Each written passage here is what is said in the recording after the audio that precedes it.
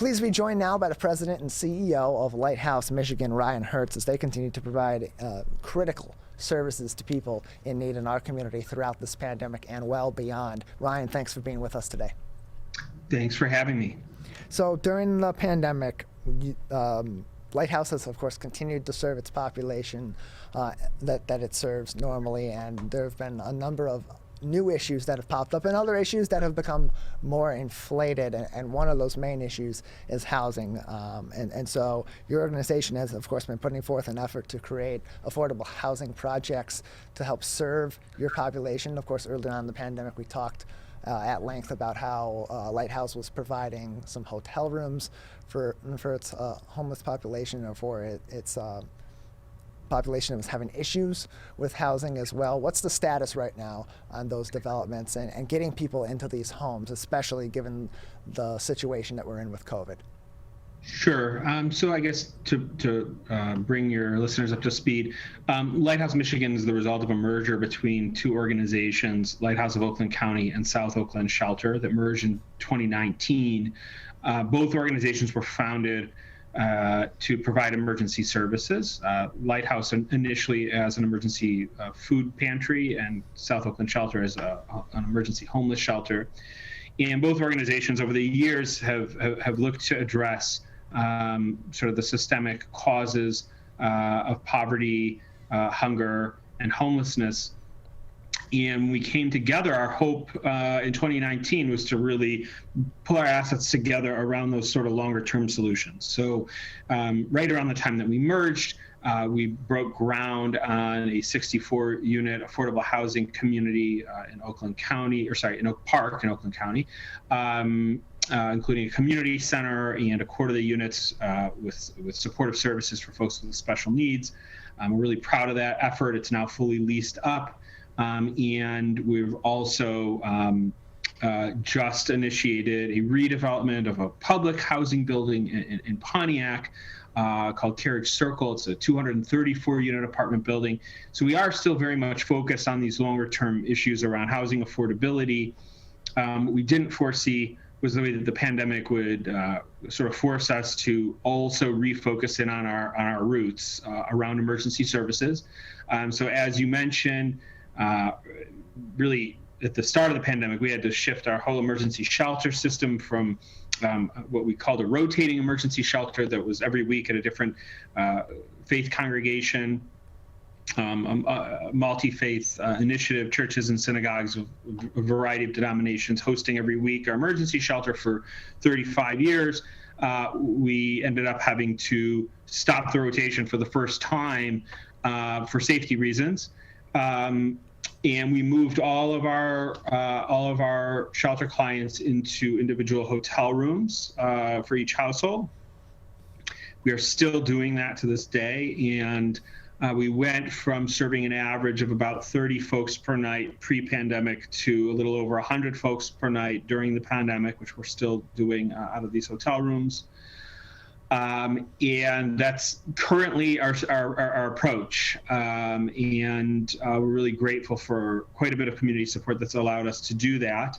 And one of the things that we've learned during that period of time, which is really interesting, is that giving folks the dignity of their own space like that, the ability to have a little bit of distance and space also from sort of a communal living environment where folks were engaging with one another and volunteers all the time. It's allowed folks to really engage in a more focused way with our caseworkers and our supportive service folks to move more quickly out of shelter into housing. So we're having a lot of success during the pandemic, despite the challenges around locating affordable housing, despite all kinds of challenges, moving people from that shelter into permanent housing. So, and we've served, I think, close to 500 folks with those 100 beds or so during the pandemic, and moved many people into permanent solutions, both within the housing developments you mentioned and in other units across the county.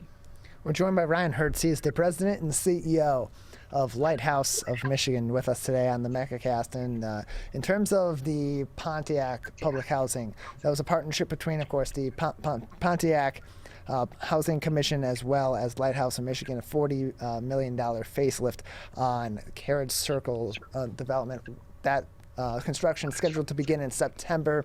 When can we expect for those renovations to be done and to have people then be able, through Lighthouse and Pontiac's Housing Commission, be able to live in these updated facilities? Sure. So folks actually still live there now, and we have a certain number of vacant units that we're moving folks in between as we update each of the individual units. So as those units become updated, people will be able to benefit from them ongoing. But it'll take about a year for us to complete the entire facelift. And as you mentioned, it's a partnership, a public-private partnership between the Public Housing Commission and Lighthouse Michigan, utilizing the low-income housing tax credit program as a mechanism to recapitalize public housing, something that HUD has unfortunately not been funded to do for a very long time. So this approach of utilizing tax credits is, I'll say, somewhat innovative. It's not an entirely new concept, but it's something that housing commissions all over the country are looking at as a way to improve the quality of affordable housing. So at Lighthouse, we're very interested in adding units of affordable housing, especially in communities of opportunity where housing is not naturally affordable, as well as ensuring and investing in the quality of affordable housing where it is, and retaining it, because it's hard to come by in our community. And right now, Ryan, with the situation that we're in with COVID-19, not only economically but just across the board, and how things have impacted people over the course of this year and a half plus we've been dealing with this crisis, how much greater of a need has there been for Lighthouse's services here in the local area and really across the state of Michigan, especially in a time where you're doing all these different efforts to provide more affordable housing? Sure. So I guess anecdotally, just based on what we're seeing, there's been a dramatic increase. Thankfully, we've been able to meet much of that increase with additional supports from our community, both public resources that have been invested into our communities to try to sort of stem the flow of evictions and other issues that are kind of on the horizon for us. So at Lighthouse, we're partnered with two other human service organizations in Oakland County to deploy right around $50 million in rental assistance to stop evictions, to address arrears that have accumulated as a result of the pandemic. So we do have somewhat of an answer to the question of, how will we respond to the influx of potentially folks facing homelessness, and the answer is we're really trying to prevent it. And it's significantly less expensive from a public resources point of view to stop evictions in the first place than to have a larger number of folks evicted and literally homeless, having to go from there. We also have seen a dramatic increase in the number of folks looking for emergency food assistance. And we've gone in our pantry system, so we have a sort of a longer standing food pantry based in Pontiac and another one in Clarkston. Now, out of those two sites, as well as some pop-up sites that we have also in Clarkston, Ferndale, Royal Oak, and in partnership with some congregations across Oakland County, we've gone from serving around 400 households a week to around 5,000 households a week with emergency food. So it's been a dramatic increase in that area of our work.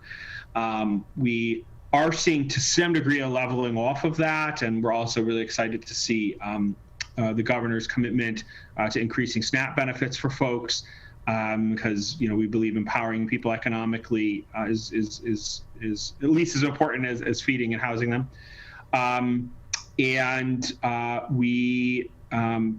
I guess I'll say this: we don't have all the data we'd like around the impact of the pandemic on the folks that we serve, but I can say that pre-pandemic, there was a study published by the Urban Institute indicating there were about 20,000 households in Oakland County that were both low income and rent burdened, which means paying more than 30% of their gross income on rent.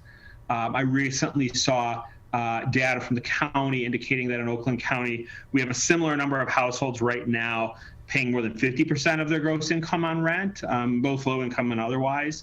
And that sort of has exponentially increased as you go down to 30%, et cetera. So I think that the problem has compounded itself during this period of time, and it's something that we're going to need to continue to double down on, is housing affordability and how it impacts our neighbors' ability to thrive.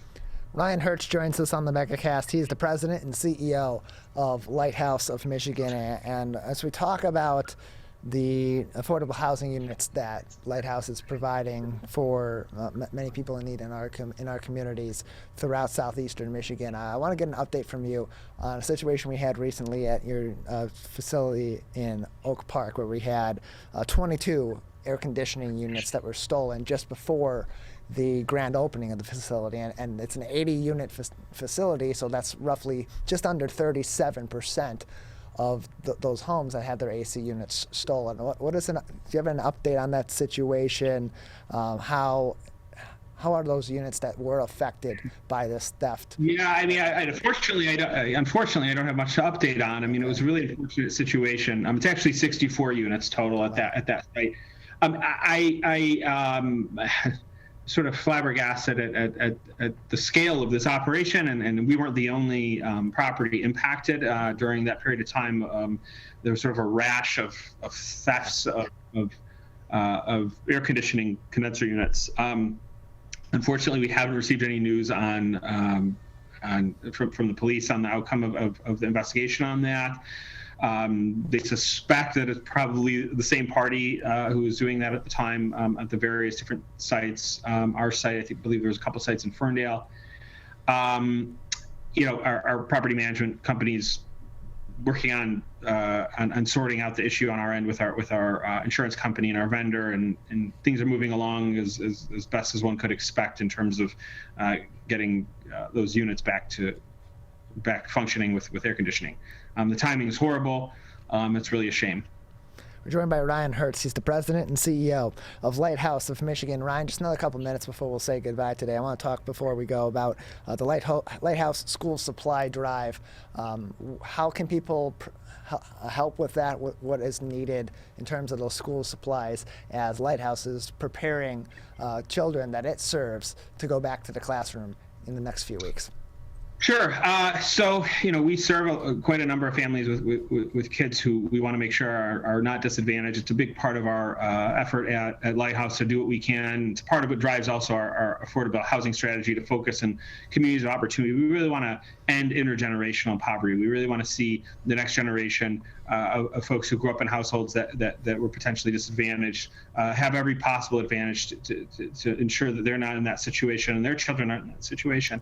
And so, of course, that includes making sure that children are ready to go for school, despite what challenges their families might be facing. So we have, several families in our transitional housing program, in our supportive housing programs, as well as in our shelter, who are starting school very, very, very soon. So folks would like to support our school supply drive, please contact us. You can reach us through our website at lighthousemi.org. Lighthousemi is in Michigan.org for more information on that initiative. And we certainly welcome all the support that we can get. Well, Ryan, we appreciate your time today. Oh, it's my pleasure.